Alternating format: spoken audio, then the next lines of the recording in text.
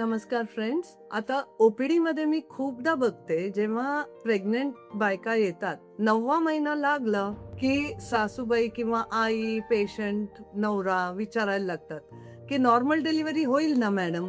सगळ्यांच्या मनात असतं माझं नॉर्मल होईल का सिझर होईल, नॉर्मल होईल का सिझर होईल. आता विचार करा, जगात 84 लाख तऱ्हेचे प्राणी आहे. आता मोस्ट ऑफ देम म्हणजे सगळे नॉर्मल डिलिव्हरीच होतात, बरोबर आहे.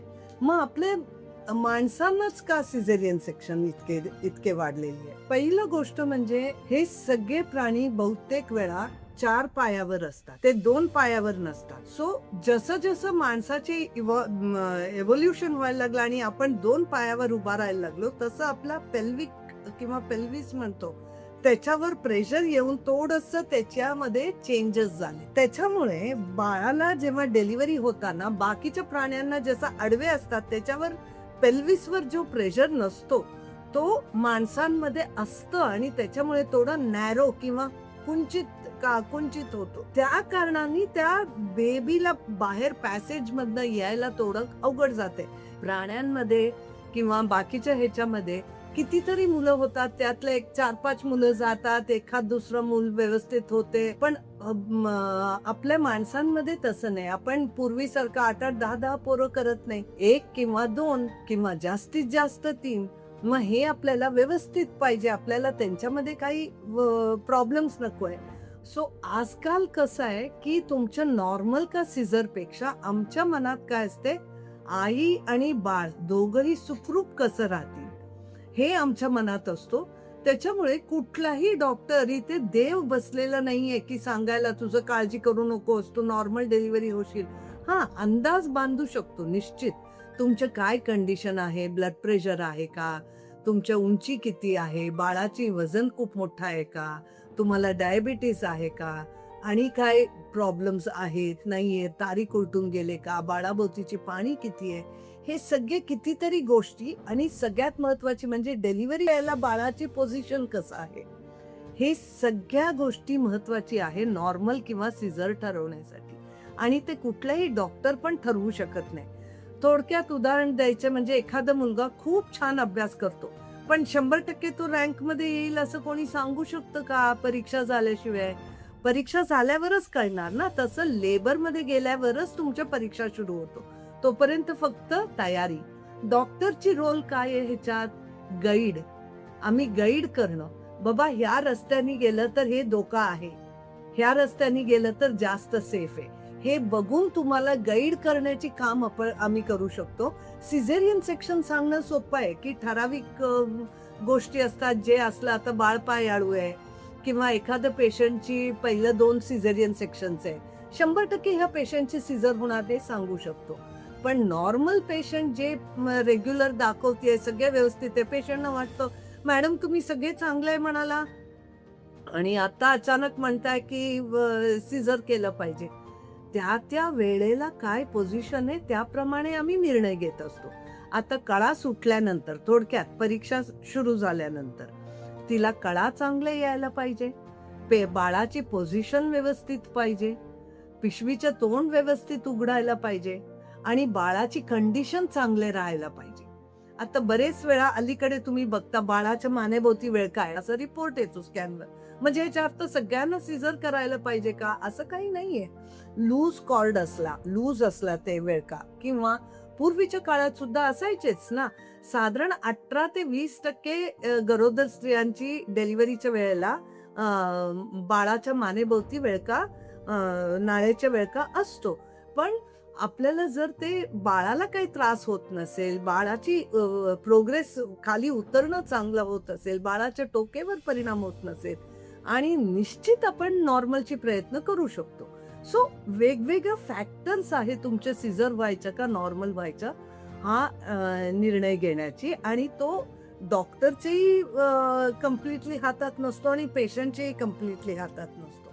आम्ही जास्त करून बाळाची सेफ्टी आणि आईची सेफ्टी बघतो.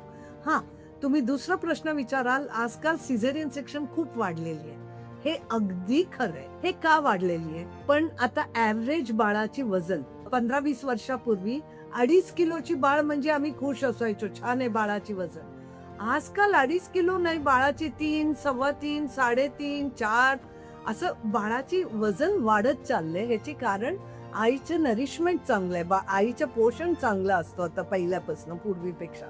सो हा एक कारण आहे की ॲव्हरेज बेबी साईज वाढलेली आहे. दुसरं गोष्ट, आमचे डायग्नोस्टिक जे हत्यारं म्हणा की आमची कंटिन्युअस बाळाची टोके मॉनिटर करतो, जे पूर्वी करत नव्हतो. किंवा स्कॅनमध्ये बाळाभोवतीची पाणी वगैरे बघणं, मॉनिटर करणं थोडं जास्त होतो आता पूर्वीपेक्षा. त्याच्यामुळे प्रॉब्लेम्स आम्हाला लवकर समजतात. आता 10 लोकांना प्रॉब्लेम असला, तर त्यातला कुणामध्ये त्याच्यानी बाळावर परिणाम होणार हे आम्हालाही माहीत नसतो.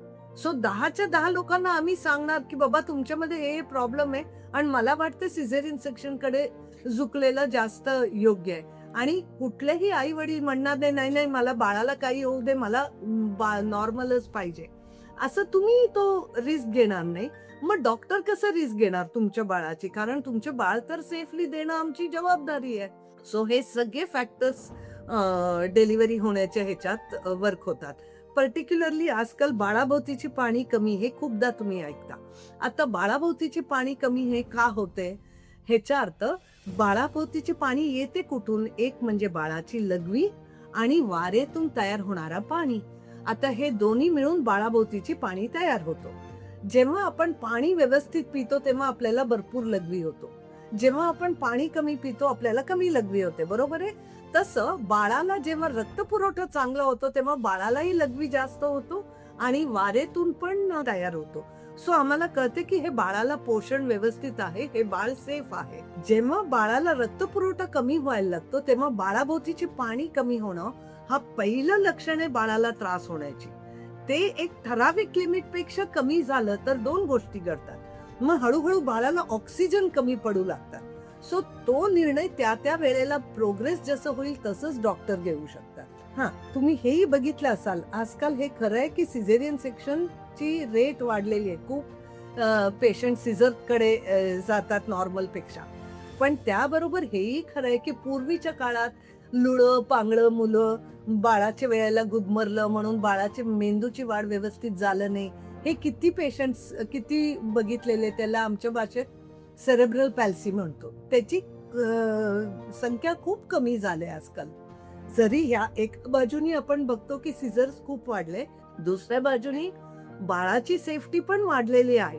हेही आपण नोंद घेतलं पाहिजे. बाळांची वजन वाढलेली आहे, बाळांची सेफ डिलिव्हरी वाढलेली आहे. बाळ खूप कमी वेळा बेबी शिफ्ट होतात NICU मध्ये, इमिडिएटली रडलं नाही किंवा धाप लागते वगैरे, पण हे सगळे रिकव्हर होतात आणि न्यूरोलॉजिकली म्हणजे मेंटली बाळ नॉर्मल असण्याची संख्या आता खूप वाढलेली आहे पहिल्यापेक्षा. सो त्याला 2 साइड्स ऑफ द कॉइन म्हणतो तसं. एक बाजूने हे खरंय सिझर वाढले, पण एका बाजूनी बाळांची सेफ्टी पण खूप वाढलेली आहे. आणि तिसरं गोष्ट, पूर्वीच्या काळात आईची मोठ्या फॅमिलीज असायचे, जॉईंट फॅमिलीज, आजी, मावशी, काकी, ते सगळे मेंटली तयार करायचे मुलींची की डिलिव्हरीची कळा असतात, तुम्हाला सोसायला पाहिजे, सगळ्यांना दुखतं, त्यात काही विशेष नाही, असं म्हणजे पॉझिटिव्ह हे देतात. आजकाल आम्ही जे बघतो ते पेशंट पण तयार नसती मेंटली पेन सहन करण्याची, आणि कळा सुटले रे सुटलं, आई, मिस्टर, तिचा नवरा, सगळ्यांना मॅडम तिला सहन होत नाही. मग त्याला एक पर्याय आहे, त्याला आम्ही एपिड्युरल एनेस्थेसिया म्हणतो. हे आम्ही बघितले की म्हणजे मणक्यात एक बारीकसं केसासारखं कॅथेटर घालतो आणि त्यातनं इंजेक्शन्स देत असतो. त्याच्यानी पेशंटचे पेन्स चालू राहतात पण तिला जाणवत नाही आणि त्यामुळे ती प्रोग्रेस आणि ती रिलॅक्स होती. 60-70% पेन कमी होते.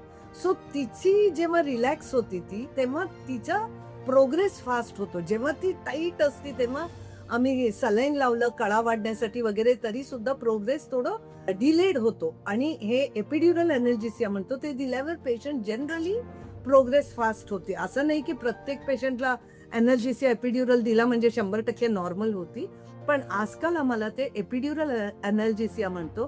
ते थोडं खर्च येतो पण प्रयत्न करणं खूप उपयोगी आहे. तर थोडक्यात काय की सिझेरियन सेक्शन असू दे, नॉर्मल डिलिव्हरी असू दे, आमचे प्रयत्न आई आणि मूल कसं सेफ राहील हे बघणं फॅमिलीची पण तोच उद्देश असतो आणि डॉक्टरांचे पण तोच उद्देश असतो. आता सिझेरियन सेक्शन हा सर्वात कॉमन सर्जरी आहे. So it is one of the safest surgeries, कारण आम्हाला अनुभव त्याच्याबद्दलची इतका आलेली आहे. सो काळजी करायची कारण नाही. पण ह्याचा अर्थ असं नाही की प्रत्येक पेशंटनी सिझेरियन सेक्शन करावं. हा, डेफिनेटली जमत असेल तर नॉर्मल डिलिव्हरी प्रयत्न करावा, पण त्या वेळेला कसं आहे सिच्युएशन बघून डिसिजन घेणं हा करेक्ट पद्धत आहे. थँक्यू.